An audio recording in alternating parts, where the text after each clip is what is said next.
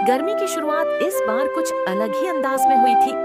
मार्च का महीना पूरा होते होते ही लू के थपेड़े गांव के हर कोने में अपना असर दिखाने लगे थे। सूरज मानो आग उगल रहा था और धरती तप कर तवे जैसी हो गई थी। खेत सूख गए थे, तालाबों का पानी सूखकर दरारों में बदल गया था और जानवर बेहाल होकर पानी की एक बूंद के लिए इधर-उधर भटक रहे थे। गांव धनपुर में हर साल गर्मी आती थी, लेकिन इस बार जैसे प्रकृति ने अपने सारे क्रोध को एकत्र करके धरती पर बरसा दिया था। इस गांव के बुजुर्ग कहते थे कि ऐसी गर्मी उन्होंने 50 साल पहले देखी थी, पर तब भी कहीं न कहीं थोड़ी राहत मिल ही जाती थी। लेकिन इस बार तो न बिजली का भरोसा था न बारिश का। गांव का हर परिवार इस झुलसाने वाली गर्मी से जूझ रहा था, लेकिन सबसे ज्यादा प्रभावित हुआ था रामू काका का परिवार। रामू काका एक साधारण किसान थे जिनकी उम्र 60 के पार थी। उनके पास 2 बीघा जमीन थी जिस पर वह साल भर मेहनत करके अपने परिवार का गुजारा करते थे। लेकिन इस बार गर्मी ने उनकी जिंदगी की पूरी तस्वीर ही बदल दी थी। जैसे ही अप्रैल आया, उनकी फसलें सूखने लगीं। नहर में पानी नहीं था और कुआं तो महीनों पहले ही सूख चुका था। रामू काका हर रोज सुबह उठकर अपनी जमीन को देखते, लेकिन फसलें मुरझाई हुई, जमीन दरारों से भरी और सूरज आसमान में मुस्कुराता हुआ उन्हें हरा देता। धीरे धीरे रामू काका के घर का अनाज भी खत्म होने लगता है। रामू काका एक दिन अपना घर के बाहर बैठे थे और वह गीता से कहते हैं, गीता, क्या इस बार हम और गांव वाले अनाज और पानी के बिना ही मर जाएंगे? गीता कहती है, नहीं काका, ऐसा मत कहिए, भगवान हमारी मदद जरूर करेगा। गर्मी से गांव का हाल और भी बेहाल होता जा रहा था।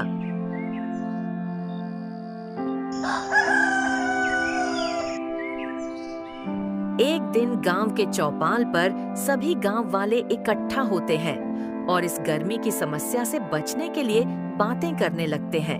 एक आदमी मुखिया से कहता है, मुखिया जी, हमें इस भयंकर गर्मी से बचने के लिए कुछ समाधान जरूर करना चाहिए, वरना सारे गांव वाले फसल और पानी के बिना ही मर जाएंगे। फिर मुखिया कहता है, हम सभी के पास एकमात्र उपाय बचा है, हमें तालाब को साफ करना होगा। सभी गांव वाले इस बात से सहमत होते हैं और वह गांव के बाहर वाले तालाब की साफ सफाई करने लगते हैं। उन्हें तालाब की सफाई करने में 2 दिन बीत जाते हैं और तालाब की सफाई लगभग खत्म हो चुकी थी और अगले दिन से तालाब में पानी आने लगता है। गांव वालों की मेहनत रंग लाती है, फिर से फसल होने लगती है और अब गर्मी से बचने के लिए बच्चे नदी में नहाने के लिए जाते।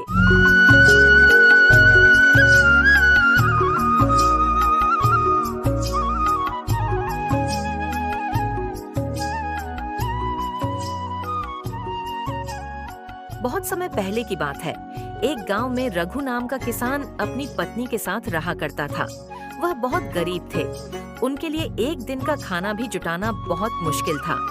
रघु अपने छोटे से खेत में खेती करता था, लेकिन उसकी फसल अच्छी नहीं होती थी। एक साल बारिश होने की वजह से रघु की सारी फसल खराब हो जाती है और वह बहुत निराश हो जाता है।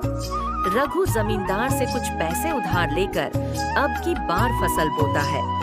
रघु की फसल इस बार बहुत अच्छी होती है और वह उसे बेचकर अच्छा मुनाफा कमाता है और खुशी से रहने लगता है।